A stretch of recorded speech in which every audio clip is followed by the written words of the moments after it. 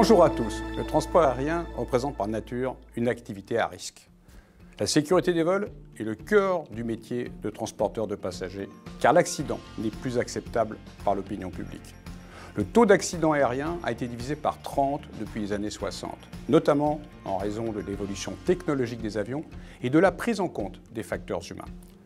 L'aviation commerciale doit maintenant passer à la prochaine étape de l'appréhension de la culture de sécurité des vols par la totalité de la chaîne opérationnelle.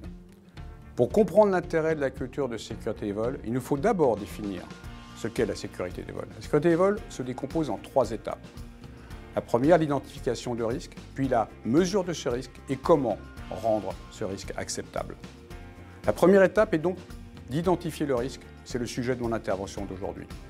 Identifier le risque, c'est de donner confiance aux opérateurs de terrain pour qu'ils acceptent de rendre compte de leurs erreurs et déviations, afin d'en déterminer les causes et d'en tirer les mesures de prévention pertinentes et efficaces.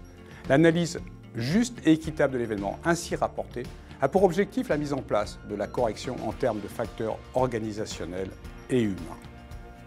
La culture de sécurité des vols est donc la capacité des acteurs d'une organisation à risque à donner confiance à chacun de ses membres pour remonter l'information et de traiter le lanceur d'alerte d'une façon juste et équitable.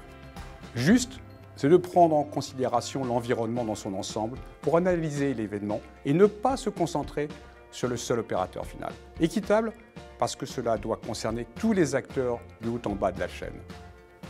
La culture de sécurité des vols se nourrit de l'exemplarité. Et quel meilleur exemple que la chancelière allemande, Angela Merkel, reconnaissant son erreur d'avoir voulu confiner son pays à Pâques et s'en excusant publiquement. La culture managériale française doit évoluer pour accepter une gestion non punitive de l'erreur en faveur de la sécurité des vols, mais aussi et surtout vers l'exemplarité dans la reconnaissance de ses propres erreurs. C'est à ce prix que la sécurité de nos passagers sera assurée. Merci à tous.